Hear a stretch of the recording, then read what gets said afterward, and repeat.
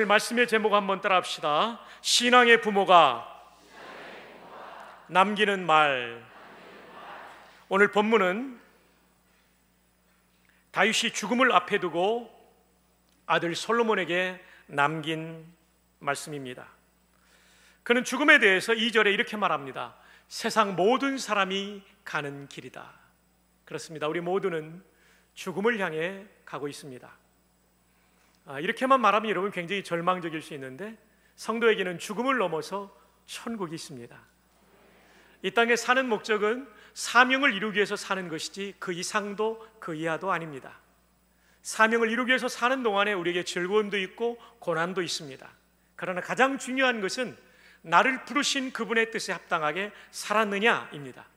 어떤 직업을 가졌느냐, 죄 짓는 직업 아니고는 어떤 면에서는 그것도 그렇게 중요하지 않습니다. 더 중요한 건 하나님이 나를 부르신 그 사명에 합당하게 살았느냐입니다.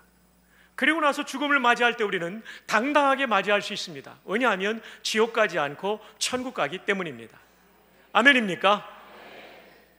그래서 바울 사도는 천국의 영광을 사모하면서 이런 얘기를 했죠. 지난주에 말씀을 나누었던 빌립보서 1장 23절에 내가 그 둘 사이에 끼었으니, 삶과 죽음 사이에 끼었으니 차라리 세상을 떠나서 그리스도와 함께 있는 것이 얼만큼 좋은 일이라고요?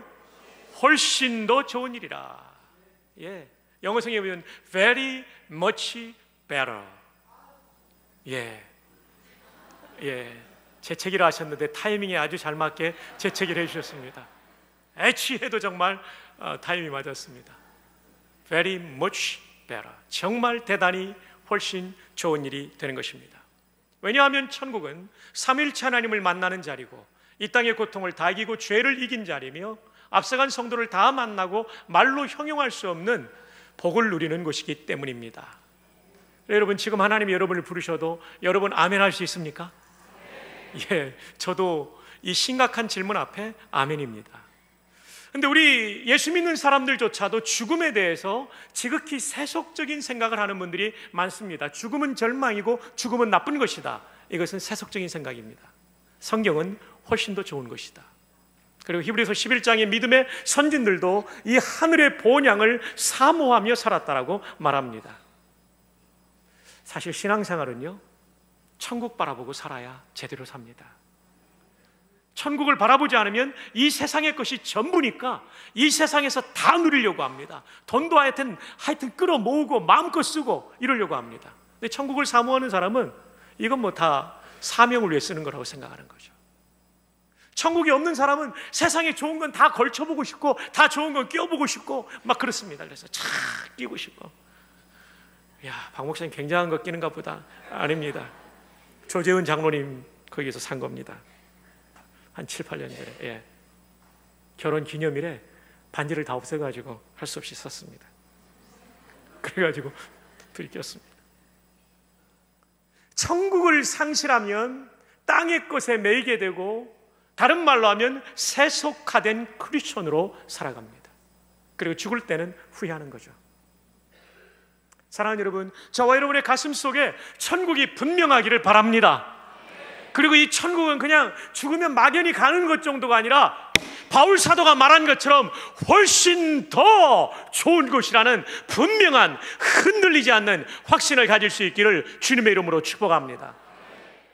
오늘 성경에는 한 사람의 유언이 나오는데, 이 사람의 유언을 주목할 만한 충분한 가치가 있습니다. 왜냐하면 이분의 인생은 완전하진 않았지만 본질에 충실한 인생이었기 때문에 그의 유언도 본질에 충실합니다.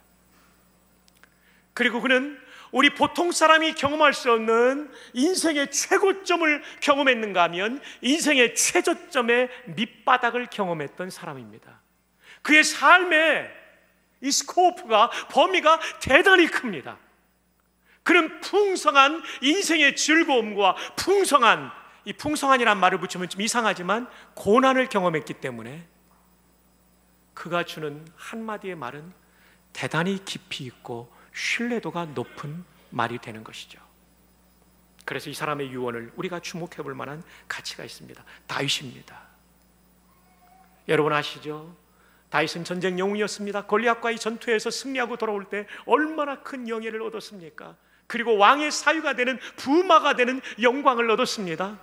근데 잠시 후 그 왕이 질투심이 발동돼서 미워해가지고 10년 이상 동안 쫓겨다니는 신사가 되었고, 급기야 다른 나라의 망명객의 삶을 살기도 했었습니다.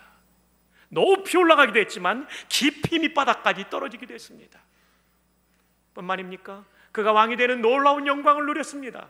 역사상 가장 넓은 이스라엘의 영토를 가진 왕이었습니다. 그렇지만 얼마 후 아들이 반역을 일으켰고, 아들뿐만 아니라 믿었던 많은 사람들이 그쪽 편으로 붙어버렸습니다. 신뢰했던 친구는 배신하고 떠나버렸어요. 여러분, 인생의 삶을 살면서 가장 힘든 게 배신 아닙니까? 배신의 아픔 아닙니까? 다윗도 이 배신의 아픔을 경험했던 사람이었어요. 아들의 반역이 한 번만이 아니었습니다. 우리가 읽은 열왕기상 2장 앞장이 몇 장입니까? 2장 앞장이 몇 장이에요? 1장이에요. 여기에 보면 아도니아라고 하는 아들이 반역을 일으켰어요. 아비아달이라는 제사장과 요압이라는 군사 정치적인 종교적인 실력자들을 등에 업고 노쇠한 아버지의 왕권을 찬탈하려고 했어요. 참 얼마나 인생의 쓰디쓴 고통을 많이 경험했는지 몰라요. 힘있는 장군이었던 요압이 위협하는 때도 있었습니다. 비록 왕이었지만 위협받는 왕이 된 적도 있었다는 말입니다. 뿐만 아니라 그는 시편의 주옥 같은 하나님을 향한 찬송과 기도를 기록했던 위대한 영성의 소유자였습니다. 그러나 한순간 여자를 보고 음욕을 통제하지 못해서 충직스러운 휘하 장군의 목숨을 빼앗고 그 아내를 범했던, 아니 순서를 다시 바꿔서 말하면 그 아내를 범하고 그 충직스러운 부하의 목숨을 가로챘던 사람이 다윗이에요. 그는 얼마나 영적인 깊은 심연에 빠져서 고통했을까요? 저와 여러분이 경험하는 그런 고통, 그 이상의 고통을 그가 경험했습니다. 가정적으로 보아도 그는 조강지처에게 사랑받는 남편이 못 되었습니다. 미갈이 우습게 여기는 남편이었어요. 암논이라는 장남은 여동생을 범하고 동생한테 맞아 죽었어요. 근친 상간과 근친 사례가 그 집안에 있었어요. 아들의 2명은 반역의 주도자가 되었던 사람, 끊임없는 풍파를 겪어왔던 그 사람. 뿐만 아니라 그는 하나님을 평생 나의 왕, 나의 하나님, 나의 주님이라고 불렀건만 인생의 2번은 결정적으로 자기가 주인이 되었던 사람, 여인을 보고 음욕을 이기지 못했던 남자, 그리고 자기의 왕권의 역량을 확인하기 위하여, 자랑하기 위하여 인구조사를 했던 그 왕. 그는 이렇게 최고점도 경험했지만 최저점도 경험했습니다. 그렇지만 그의 인생의 전반은 하나님을 왕과 주로 모시고 잘못할 때마다 그때마다 회개함으로 돌아섰던 인물.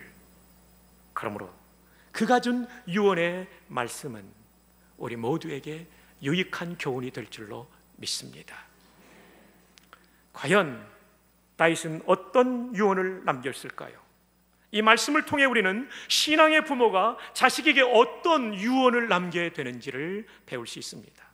또한 우리 자녀들은 무엇을 기준으로 인생을 살아야 되는지를 배울 수 있습니다. 그런 시간 되기를 바랍니다. 자, 그러면 다윗의 유언을 들여다봅시다. 첫 번째 다윗이 남긴 말, 힘써 대장부가 되어라. 2장 2절, 내가 이제 세상 모든 사람들이 가는 길로 가게 되었노니 너는 힘써 대장부가 되고, 힘써 대장부가 되고. 영어 성경에 이렇게 되어 있습니다. Be strong, 강한 사람이 되어라. Therefore, 그러므로 and 그래서 show yourself, 너 자신을 보여주어라. 어떤 사람으로? Amen. 이때는 단순한 사람이 아니라 강한 남자라는 뜻을 가지고 있어요. 우리말 번역이 아주 본문의 의미를 따라 잘 해석했습니다. 너는 강한 사람이 되고 대장부임을 입증해 보여라. 네가 나아가는 인생길에, 내가 나아가는 왕으로서의 길에 수많은 방해와 위협이 있을 것이다. 그것을 이기기 위해서는 마음을 강하게 하고 담대하게 하고 네가 대장부임을 사람들 앞에 보여줘야 할 것이다. 사랑하는 여러분, 우리의 자녀들이 살아가는 이 세상의 지상의 생애도 호락호락하지 않습니다. 나는 약하고 아무것도 아니라는 마음을 가지게 되면 자녀들의 인생에 다가오는 문제들 앞에서 자녀들은 여지없이 무너질 수밖에 없습니다. 그러므로 우리가 남길 말, 자녀들에게 대장부가 되어라. 근데 딸들한테는 못하잖아요. 딸들한테는 여장부가 되어라, 이렇게 해야 되는 것이죠. 근데 이것은 우리 자녀들뿐만 아니라 우리 모두에게 필요한 권고입니다. 자, 지금 아마 추석의 명절에 이 예배당에 나오기는 했지만 마음이 완전히 위축되어 있는 사람들 있을 수 있어요. 문제 앞에 낙심한 사람들이 있을 거예요. 이 시간 우리 모두가 하나님을 대신하여 옆에 사람에게 격려해 주도록 합시다. 대장부가 되십시오. 여장부가 되십시오. 하이파이브 하면서 격려합시다. 시작. 네.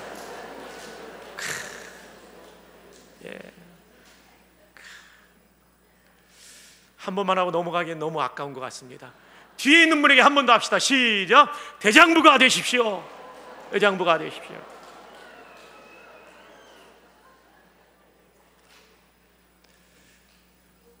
그런데 진짜 강한 사람은 어떤 사람일까요?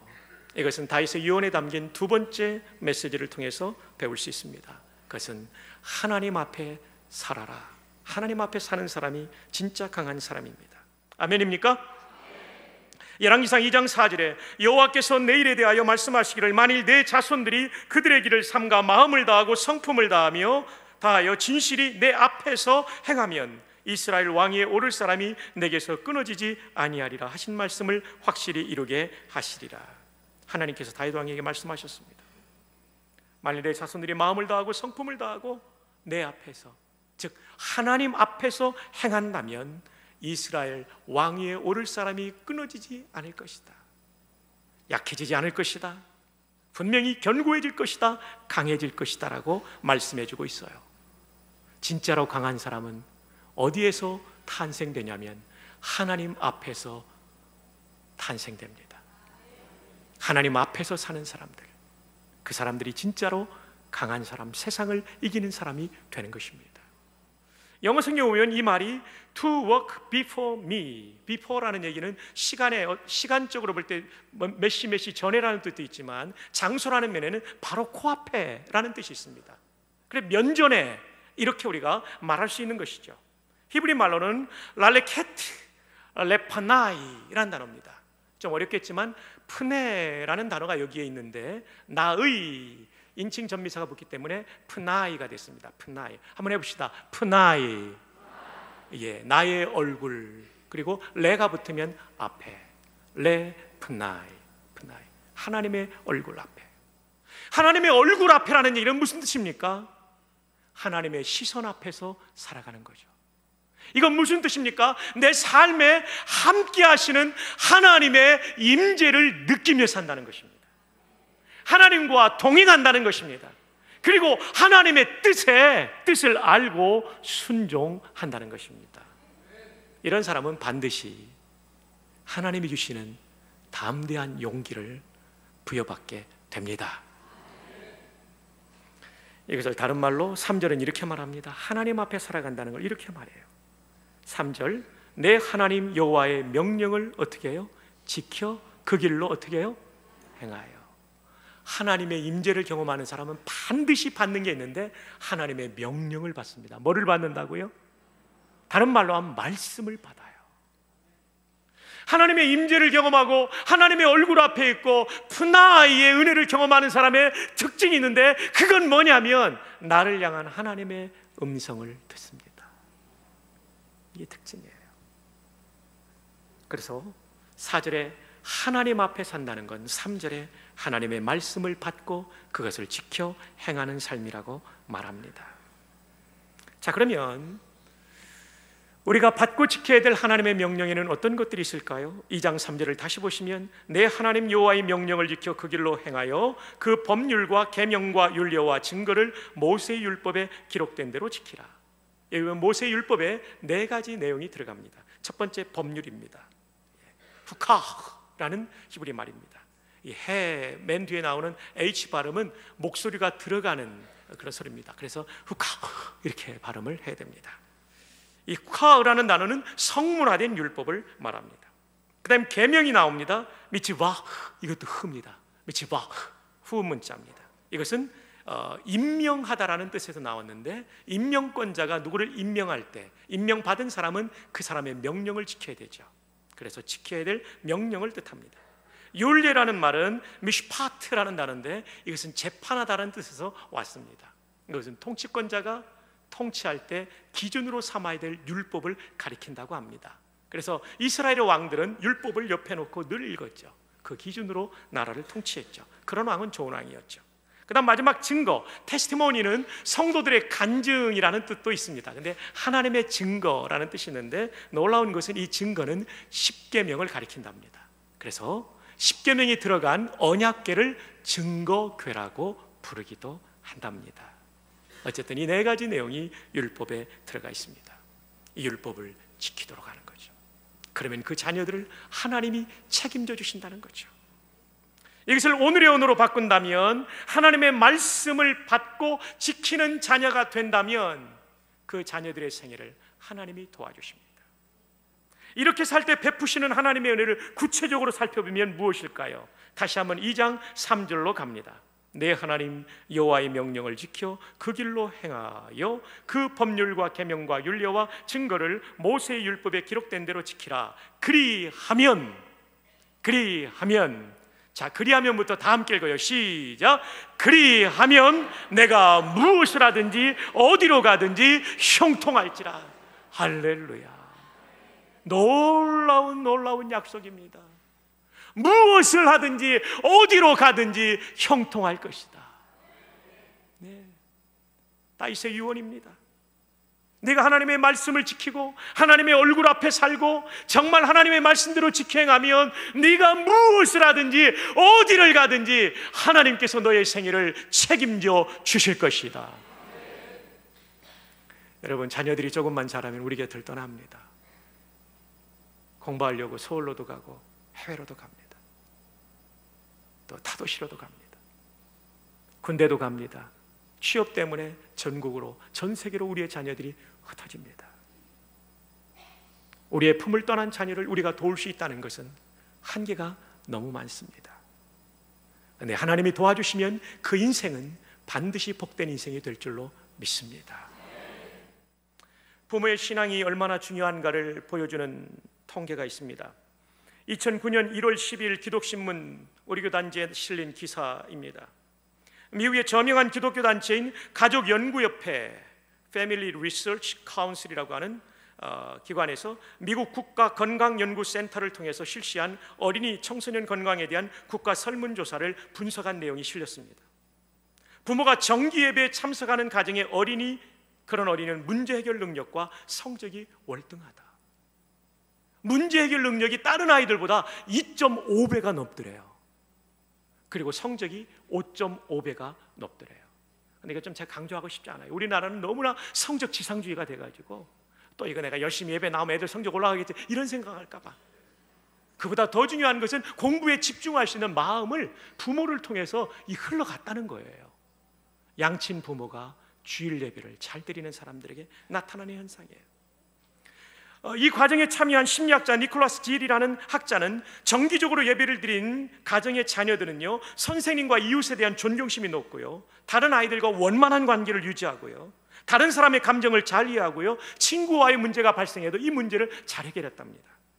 그리고 정기적으로 예배를 드리는 부모는 자녀로 인한 스트레스가 줄어들었대요. 예배 시간에 와가지고 풀렸기 때문에.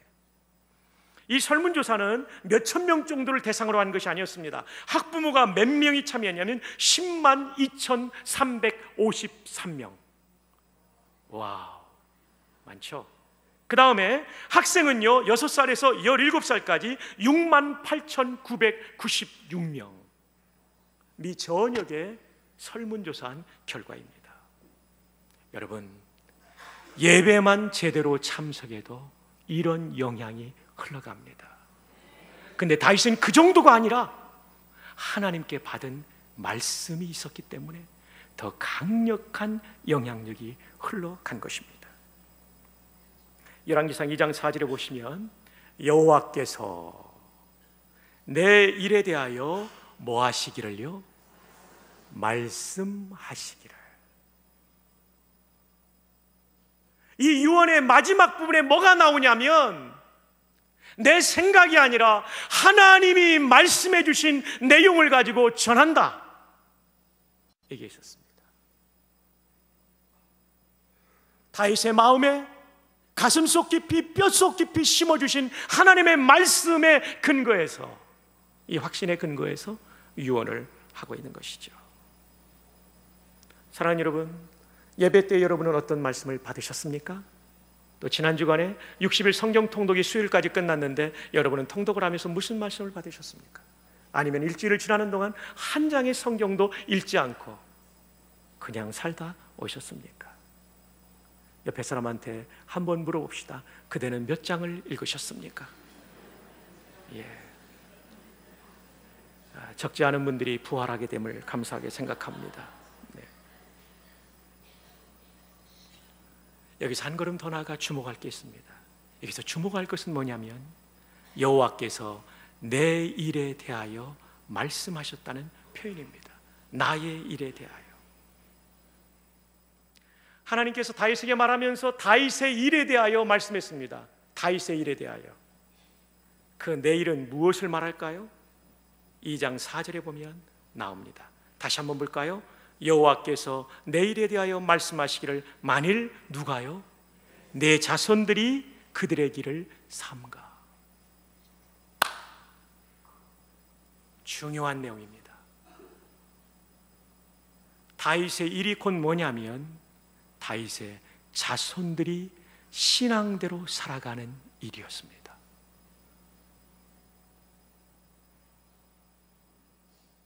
저와 여러분의 삶에 가장 중요한 내일이 뭐냐면 자녀들 일입니다. 우리가 아무리 잘 살아도 자녀들이 잘못될 때 그로 인한 아픔을 우리가 견딜 수 없죠. 우리의 진정한 삶의 보람 중에 하나는 우리 자녀들이 주 안에서 잘 되는 것입니다. 한 걸음 더 나아가 이 자녀가 잘 될 때 교회와 조국을 살리는 인물이 되기 때문에 중요합니다. 그들도 보람을 누리겠고요. 그리고 더 나아가 그들을 이 땅에 보내신 하나님의 꿈이 이루어지기 때문에 중요한 것입니다. 그러므로 자녀 양육, 자녀를 영적으로 양육하는 일은 작은 일이 아니라, 그리고 남의 일이 아니라, 주일학교 선생님의 일이 아니라, 교회 목회자들의 일이 아니라 1차적으로는 나의 일이라는 것을 기억하시기를 바랍니다. 이것이 오늘 본문의 굉장히 중요한 메시지입니다. 그럼 그 자손들을 어떻게 하는 것이 나의 일이라고 말씀하고 있습니까? 2장 4절 봅니다. 여호와께서 내 일에 대하여 말씀하시기를 만일 내 자손들이 그들의 길을 삼가. 먼저는 그들의 길을 삼가야 됩니다. 가야 될 길과 가지 않을 길을 선택할 수 있도록 가르쳐야 됩니다. 그리고 마음을 다하고 성품을 다하여 진실이 내 앞에서 행하면, 하나님의 임재를 경험하면서 행하고 하나님의 얼굴 앞에서 행하고 하나님의 말씀대로 행하면, 이것을 우리가 가르쳐야 됩니다. 사랑하는 여러분, 우리가 꼭 기도해야 될 제목이 있습니다. 하나님, 나의 자손들이 하나님 앞에서 살아가는 사람들 되게 하여 주옵소서. 나의 자손들이 하나님 앞에서 들은 말씀을 가지고 살아가는 자녀들 되게 하여 주옵소서. 그렇게 살아가도록 기도하고 권면하여서 우리의 자녀들이 하나님 앞에서 살아가면 어떤 결과가 있습니까? 다 함께 2장 4절 다시 한번 읽습니다. 시작. 여호와께서 내 일에 대하여 말씀하시기를 만일 내 자손들이 그들의 길을 삼가 마음을 다하고 성품을 다하여 진실이 내 앞에서 행하면 이스라엘 왕위에 오를 사람이 내게서 끊어지지 아니하리라 하신 말씀을 확실히 이루게 하시리라. 무슨 얘기예요? 너의 자손이 대대로 역사의 무대에 쓰임받게 될 것이다.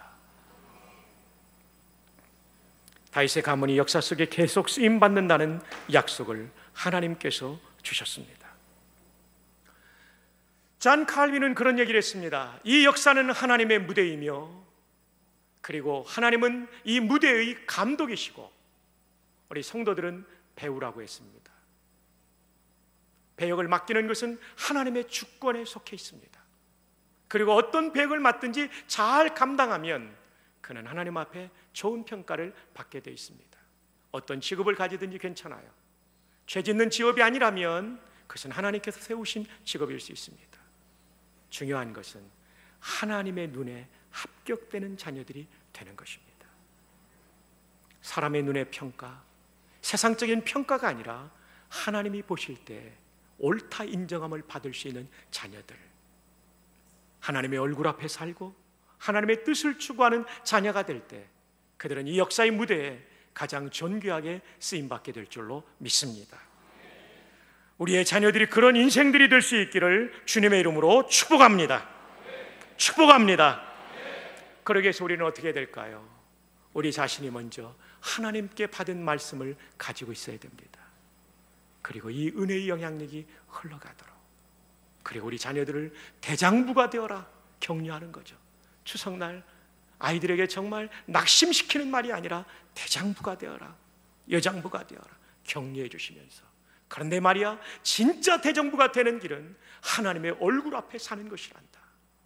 그리고 하나님의 말씀을 받고 그 말씀 따라 사는 인생, 무엇을 하든지 어디를 가든지 하나님이 책임져 주시는 인생이 될 것이다. 네가 그런 사람이 되기를 바란다. 이런 권면과 기도를 이 추석 명절에 자녀들에게 줄 수 있는 여러분 모두가 되기를 바랍니다.